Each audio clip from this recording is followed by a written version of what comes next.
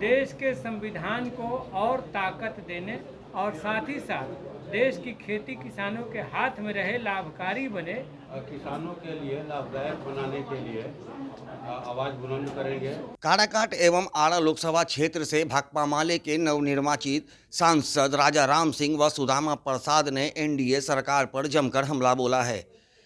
लोकसभा चुनाव के बाद आए परिणाम को लेकर के उन्होंने कहा है कि लोकतंत्र बचाने को लेकर के इंडिया गठबंधन को आम जनता का समर्थन मिला है और इसको लेकर के अब जो भाकपा माले के जो सांसद हैं वो संसद में पहुंचे हैं।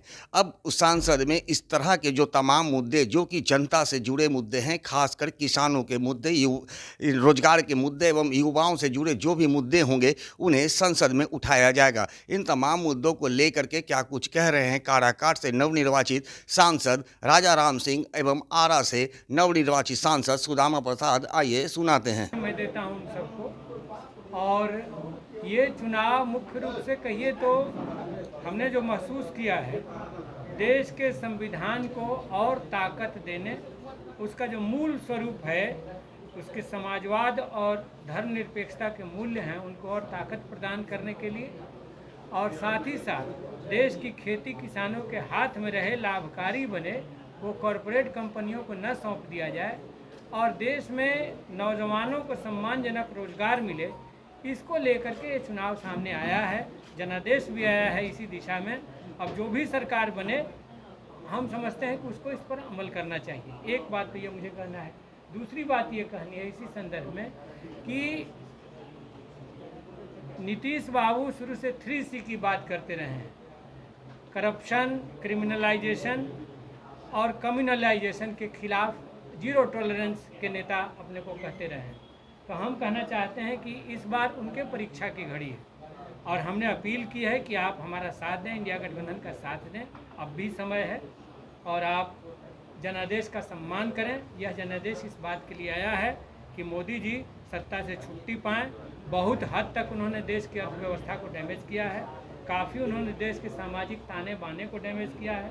तो अब देश को उनसे छुट्टी चाहिए और इंडिया गठबंधन को सामने लाने में वो मदद करें। तो यही दो बात मैं आपसे कहना चाहता हूँ। बहुत बहुत धन्यवाद।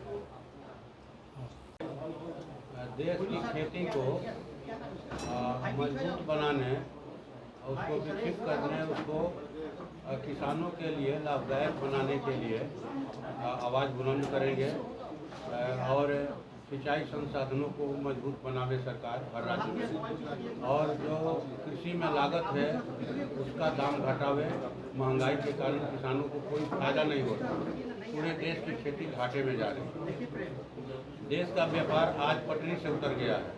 नोटबंदी, जीएसटी और अभी ऑनलाइन व्यापार, इसकी वजह से माने जो खुदरा व्यवसायी हैं उनके व्यवसाय की कैपेसिटी 40% घटी है, ग्राहकों की संख्या कम हो रही है चट्टी बाज़ारों में, शहरों में। तो सरकार देश के व्यवसायियों के समग्र विकास के लिए, उनके व्यवसाय के विकास के लिए व्यवसायिक आयोग का गठन करे। हम आप लोगों के माध्यम से ये बात अभी ही उठा दे रहे हैं, लोकसभा में इसको लेकर के लड़ेंगे। और जो शहरी गरीब हैं, ग्रामीण गरीब हैं, वो गरिमामय जीवन जिए, इसके लिए सरकार उनको हर तरह का संसाधन मुहैया करावे। और देश के अंदर जो छात्र युवाओं के अंदर रोजगार को लेकर के एक हताशा निराशा है, सरकार इसको दूर करे और जो खाली रिक्त पद पड़े हैं केंद्र सरकार के, उनमें जल्द बहाली शुरू करे और जो उनका पुराना वायदा था हर साल 2 करोड़ रोजगार देने का, कम से कम अब तो उसको अमली जमा पहनावे वो। धन्यवाद। शिव प्रकाश जी।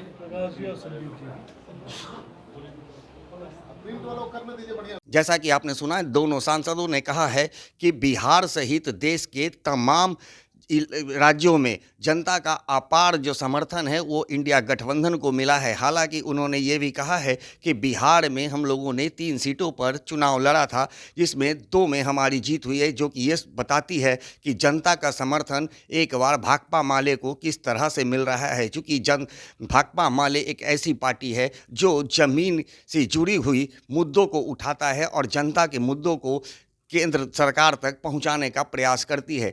इन्हीं विश्वास को लेकर के आमजनों का जो समर्थन है इन्हें मिला है और वो संसद पहुंचे हैं। इससे पूर्व बिहार विधान परिषद में भी भाकपा माले की एक महिला नेत्री पहुंच चुकी है, जबकि कई विधायक विधानसभा में विधायक हैं और अब जब 2 सांसद संसद भवन में पहुंचे हैं तो निश्चित रूप से अब उनकी ये जो लड़ाई है और ये जो मुद्दे हैं और भी चरम पर होगा और अब ये मुद्दा सदन से लेकर सड़कों तक जारी रहेगा।